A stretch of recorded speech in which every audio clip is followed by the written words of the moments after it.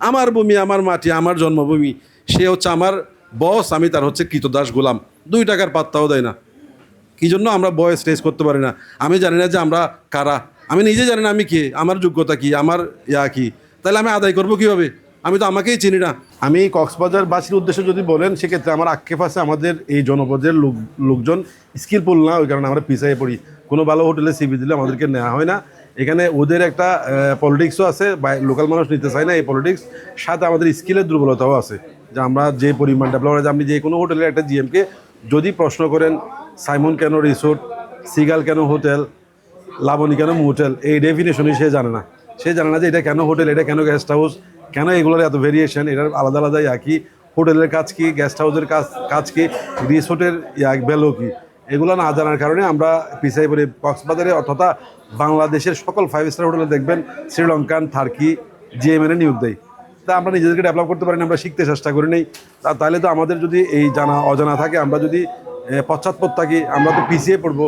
এই জনপদের মানুষের কাছে আমার আহ্বান, আপনারা যেহেতু পর্যটন নগরীর সন্তান, আপনারা প্রত্যেকে চেষ্টা করবেন পর্যটন নিয়ে জানাশোনার, পর্যটন নিয়ে চিন্তা ভাবনা করবেন, এবং একটা পর্যটন খাত থেকে লক্ষ লক্ষ মানুষ চলতে পারে। কিন্তু এখানে আমাদের এখানে বলতে গেলে হয়তো বড় জোর 1000 কানেক মানুষ সুবিধা ভোগ করতে পারে।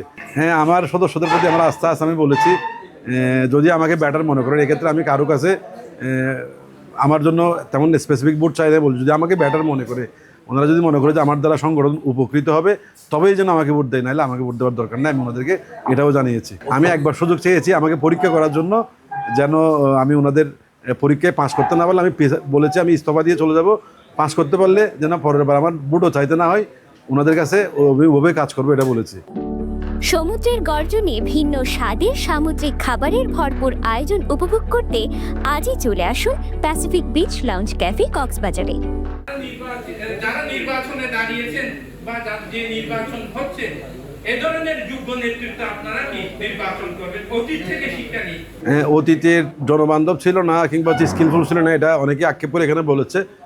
আমি এটা আপনাকে জিনিস স্মরণ করে দিই, বাংলাদেশের ট্যুরিজম বোর্ডের একজন প্রাক্তন চিও ছিল, সদ্য সাবেক, উনি ছিল ইংলিশ লিটারেচারে মাস্টার্স করা একজন লোক, ডাবল মাস্টার্স করার লোক, এবং বর্তমানে যিনি বসে আছে তিনিও ট্যুরিজম সেক্টর হসপিটালিটি নিয়ে পড়ালেখা করছে, এরকম রেকর্ড নাই। তাহলে আমাদের দেশের একটা সমস্যা হচ্ছে, আমরা যে বিষয়ে জানি সেই মানুষটাকে সেই জায়গায় বসানো হয় না। তো গতবার যে নেতৃত্ব ছিল, ওনারা খুব ভালো মানুষ, ওনারা সজ্জন, ওনারা খারাপ ছিল না, কিন্তু ওনাদের এই বিষয়ে দক্ষতা কম ছিল, ওনারা উত্তরণ করাইতে পারেনি। তো আমি যেহেতু ট্যুরিজমের একজন নিমগ্ন সাধক, আমি এখানে পড়ে আছি আজকে 18 বছর ধরে, এবং আমি জানতে চেষ্টা করি, কোনো বিষয় আসলে আমি জানার চেষ্টা করি। আমি ওই জন্য বলবো যে হচ্ছে আমাকে একবার সুযোগ দেওয়ার জন্য ওনাদের কাছে আহ্বান করেন, এবং অতীত যারা কী করছে ওনারা আমাদের সিনিয়র, ওনাদের বিষেধাগার করা আমার কাজ না। ওনাদের জন্য আমার শুভকামনা, ওনারা যেন আমাকে সুযোগ দান করে, এবার যেহেতু ওনারা পারে নাই, আমি আশাবাদী।